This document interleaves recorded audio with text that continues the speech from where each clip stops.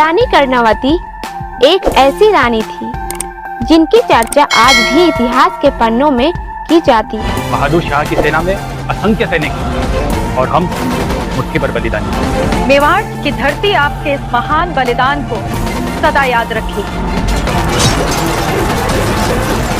आपको बता दें कि इस रानी ने अपने राज्य की हार को देखते हुए 8 मार्च 1535 को जौहर कर लिया। राजमाता करुणावती की जय!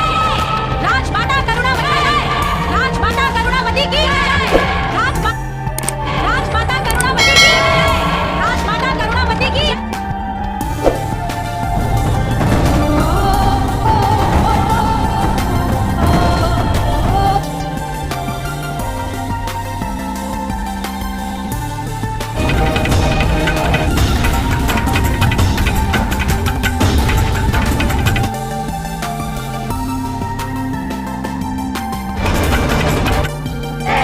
एकलिंगेश्वर नाथ जी की मेवाड़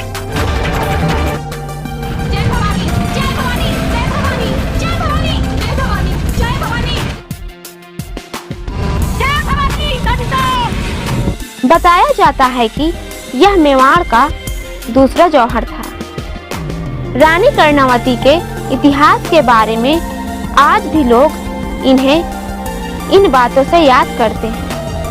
रानी कर्णावती अपने बलिदान के लिए जानी जाने वाली उन बहादुर रानियों में से एक है जो अपनी जान तो दे दी लेकिन दुश्मन के सामने अपने घुटने नहीं टेके। कर्णावती चित्तौड़ के राजा राणा सागा की पत्नी थी। 1526 ईस्वी में मुगल बादशाह ने दिल्ली पर अपना कब्जा कर लिया था, जिसके चलते मेवाड़ के राजा राणा सागा ने बाबर के खिलाफ राजपूत शासकों का एक दल चलाया था, जिसके बाद खानवा की लड़ाई में राणा सागा की पराजय हो गई थी। इस युद्ध में इन्हें काफी गहरे घाव लगे थे, जिसकी वजह से इनकी कुछ दिनों में मृत्यु हो गई थी।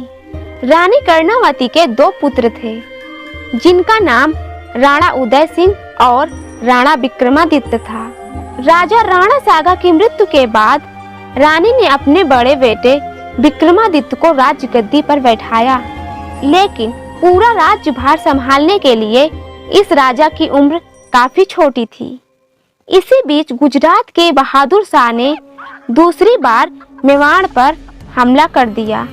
इस युद्ध में राजा विक्रमादित्य की हार देखने को मिली, जिसके बाद रानी कर्णावती ने राज्य के सम्मान की रक्षा करने के लिए अन्य राजपूत राजाओं से अपील की।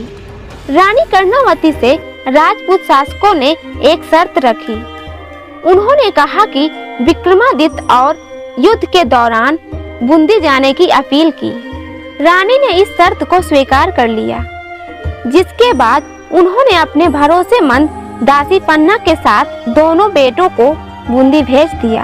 आपको बता दें कि पन्ना ने इस जवाबदेही को ईमानदारी से स्वीकार किया।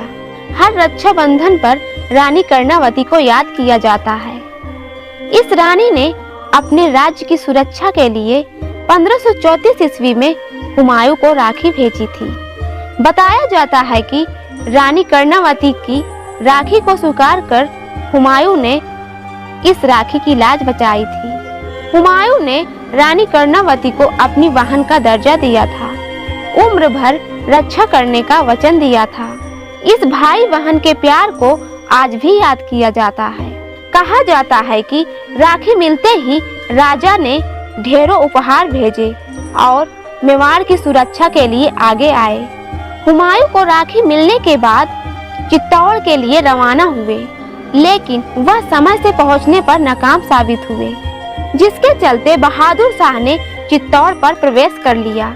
यह देखते हुए रानी कर्णावती को अपनी हार दिखाई देने लगी, जिसके बाद 8 मार्च के दिन अन्य महिलाओं के साथ रानी कर्णावती ने जौहर कर लिया। कहा जाता है कि यह मेवाड़ का दूसरा दिल दहला देने वाला जौहर माना जाता है। हुमायूं ने बहादुर शाह को युद्ध में पराजित किया। कर्णावती के बड़े बेटे को राजगद्दी से बहाल कर दिया था। यदि यह जानकारी आप सभी को अच्छी लगी हो तो नीचे कमेंट्स में जरूर बताना और हमारे YouTube चैनल को लाइक और सब्सक्राइब करना मत भूलना ताकि अगली नोटिफिकेशन आप तक पहुंच जाए। Thank you.